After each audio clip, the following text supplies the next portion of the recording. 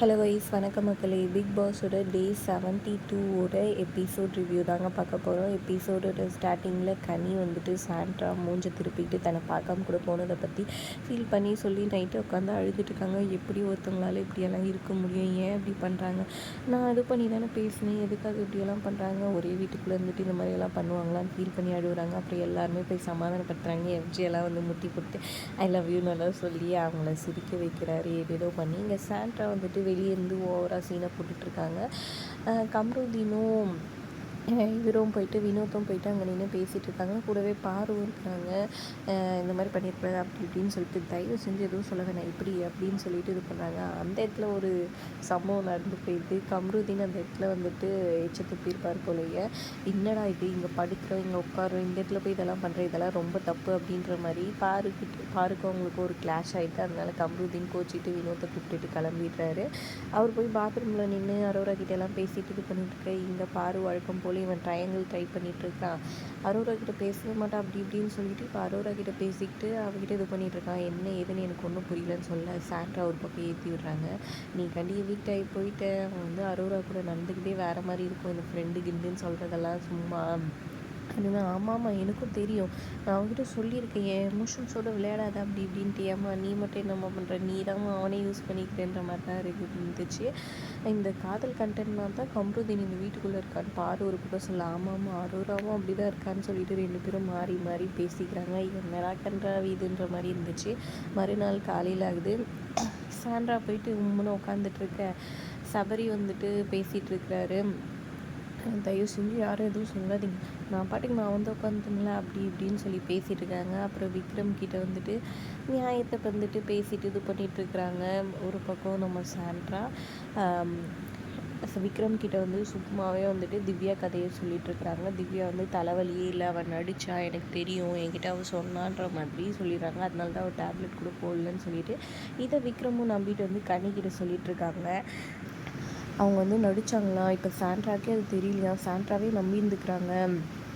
கனி ஜெயிலுக்கு போகாதனால நானும் போக மாட்டேன்னு சொல்லிட்டு வீம்புக்குலாம் பண்ணியிருந்துக்கிறாங்க ஈகோக்காகன்னு சொல்கிறாங்க. அது எனக்கு ஏற்கனவே தெரியுமே, இவங்க ஈகோவில் நம்ம இது பண்ண வேணாம் அப்படின்ட்டு கனியும் விக்ரமும் ஒரு பக்கம் பேசிகிட்டு இருக்காங்க. இன்னொரு பக்கம் இங்கே வினோத் வந்துட்டு அமித் சாண்ட்ரா இவங்களோட பேசிக்கிட்டு வராரு. அதாவது கனி இஷ்யூ பற்றி பேசிட்டு வரும்போது வந்துட்டு சாண்ட்ரா அப்பயும் வினோத் மேலே பழி போட்டதுனால கோவப்பட்டு அவர் வந்து விக்ரம் கிட்டே சொல்லிட்டுருக்காரு.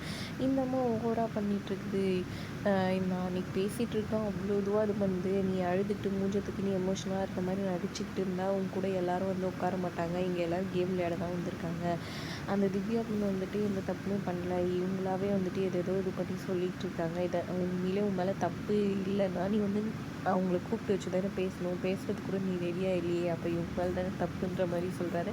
அப்புறம் அவங்க பண்ண ஆக்டிவிட்டி எனக்கு பிடிக்கவே இல்லைன்னு சொல்லிட்டு கரெக்டாக சாண்ட்ரா இப்படி இப்படின்னு தூக்கி சப்பலெல்லாம் காமிச்சு இது பண்ணதை வந்துட்டு அவர் சொல்லி காமிச்சிட்ருக்காரு. உனக்கு புரியும்னு நினைக்கிறேன்னு சொல்ல விக்ரம் வந்துட்டு ஆமாம் ஆமாம் கரெக்டாக எனக்கு புரியுதுன்ற மாதிரி சொல்லிகிட்டு இருக்கிறாங்க ஒரு பக்கம். இன்னொரு பக்கம் அடுத்ததாக வந்துட்டு டாஸ்க் லெட்டர் படிக்கிறாரு விக்ரம்.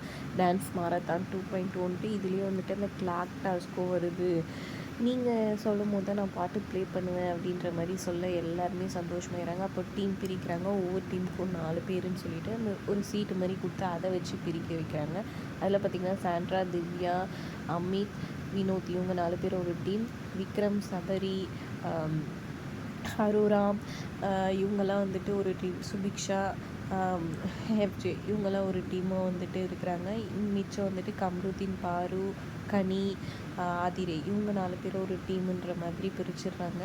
அப்புறம் டைமிங் வந்துட்டு முதல்ல வந்துட்டு டைமிங் வந்து சொல்கிறாங்க. அந்த டைம் படி கரெக்டாக வந்துட்டு கணிக்கிறது வந்துட்டு கணிச்சு முடிச்சுட்டு போயிட்டு பெல் அடிக்கிறாங்க. அடிச்சுட்டு போயிட்டு அங்கே பாக்ஸ் மாதிரி இருக்குது, அந்த பாக்ஸ்குள்ளே இருக்கிற ட்ரெஸ்ஸை வந்துட்டு எடுத்து போட்டுக்கிறாங்க. First Divya, Sandra, Amit, Vinod team போய் டான்ஸ் ஆடி முடிக்கிறாங்க. அடுத்ததாக இன்னொரு டீம் வருது, அவங்களும் டான்ஸ் ஆடுறாங்க. அடுத்ததாக இன்னொரு டீம் வருது, அவங்களும் டான்ஸ் ஆடுறாங்க. இதில் வந்து க்ளோஸ்டாக வந்துட்டு கண்டுபிடிச்சது கரெக்டாக வந்துட்டு சாண்ட்ரா, திவ்யா, அமித், வினோத் டீம் தான். செம்மையாக கண்டுபிடிச்சி அவங்க 2 பாயிண்ட்ஸ் வந்துட்டு எடுக்கிறாங்க.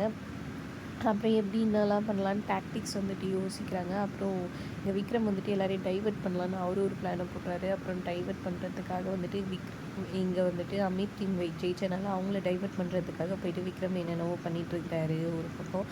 அதுபடி கரெக்டாக டைவர்ட் பண்ணி முடிச்சிடுறாரு. இந்த டைம் வந்துட்டு கனி டீம், கனி, கம்ருதீன், பாரு, ஆதிரை இவங்க டீம் வந்துட்டு செகண்ட் ரவுண்டில் வந்துட்டு அவங்க பாயிண்ட்ஸ் தட்டிட்டு போயிடுறாங்க. 2 பாயிண்ட்ஸ் அவங்களுக்கு கிடைக்குது. விக்ரம் வந்துட்டு நீங்கள் டைவர்ட் எல்லாம் பண்ண வேணாம், நம்ம இதை மட்டும் பார்க்கலான்னு சுபிக்ஷாலாம் சொல்ல, இல்லை இல்லை இது என்ன நம்ம என்ன சும்மா உட்காந்து அப்படியே 8 மணி நேரம் உட்காந்துட்டு போகிறதுக்கு வந்திருக்கோம், ஃபன் பண்ணுவோம், நல்லா வந்துட்டு என்டர்டெயின் பண்ணுவோம், அதுதான் எனக்கு வேணும்னு சொல்லிட்டு விக்ரம் வந்துட்டு அதை பண்ணுறதுக்கு ட்ரை பண்ணிட்டு இருக்காரு. இங்கே வந்துட்டு ஆதிரை வந்துட்டு ஏதோ நோட்ஸ் மாதிரி எடுத்து வச்சுட்டு இந்த பென்சில் மூலமாக எழுதிட்டு இருக்காங்க. இதெல்லாம் யூஸ் பண்ணக்கூடாதுன்ட்டு வினோத் போய் பிடுங்க போக அதுக்கு வந்துட்டு திவ்யா வந்துட்டு எனக்கு ஃபேமிலி முக்கியம், எனக்கு வந்துட்டு நான் இதை பண்ணுவேன் அதை பண்ணுவேன், சாண்ட்ரா வந்துட்டு உள்ளே போட்டோம், வினோத் இங்கே ஏற்றோன்னு சொல்லிட்டு அதனால் கொஞ்சம் கிளாஷ் ஆகுது. அப்புறமா சாண்ட்ரா வந்துட்டு உள்ளே போயிடுறாங்க. வெளியே வந்துட்டு திவ்யாவும் வினோத்தும் இருக்கிறாங்க. இப்போ வினோத் போய்கிட்டே இருக்கிறதுனால கடுப்பாயிடுறாங்க திவ்யாவும் சாண்ட்ராவும் ஒரு பக்கம். அப்புறமா பிக் பாஸே சொல்லிடுறாரு அரோரா வந்துட்டு அதெல்லாம் யூஸ் பண்ணக்கூடாதுன்ட்டு, அதனால் அவங்கக்கிட்டேருந்து அந்த பென்சிலை வாங்கிடுறாங்க. அதுக்கப்புறம் இங்கே வழக்கம் போல் வந்துட்டு டைம் கவுண்ட் பண்ணிகிட்ருக்குறாங்க 47 மினிட்ஸ்க்கு.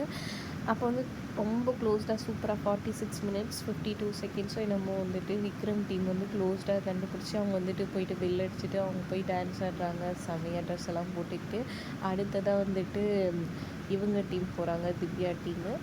லாஸ்ட்டாக வந்துட்டு கனி டீம் போகிறாங்க. இதில் வந்து ரொம்ப க்ளோசஸ்ட்டாக பண்ணது வந்துட்டு யாருன்னு நான் பாட்டு போட்டு காமிக்கிறேன், அதை வச்சு கண்டுபிடிச்சிடுங்க அவங்களுக்கு ப்ளே பண்ண பாட்டு அப்படின்ற மாதிரி சொல்ல கரெக்டாக விக்ரம் டீம் ஆடின பாட்டு வந்துட்டு போடுறாங்க. குட்டி பிசாசி சாங்கு செமையாக வந்துட்டு அப்படியே சந்தோஷமாயிடுறாங்க. Equal points கிடச்சிடுது. அப்படியே வந்துட்டு ஒரே சந்தோஷமாக வந்துட்டு எல்லா டீம்ஸும் இருக்கிறாங்க. செம்ம ஃபண்டாக போயிட்டுருக்குது. விக்ரம் இது பண்ண மாதிரி காமெடியாக போனால் தான் நல்லாயிருக்கும்டா, இல்லைனா சீரியஸாக ஆகிடும்ன்ற மாதிரி தான் தோணுச்சு நமக்குமே. பொறுத்திருந்து பார்க்கலாம் என்ன அடுத்தடுத்த எபிசோட்ஸில் நடக்குதுன்னு. இந்த வீடியோ பிடிச்சிருந்தா லைக் பண்ணிக்கோங்க. தேங்க்ஸ் ஃபார் வாட்சிங்.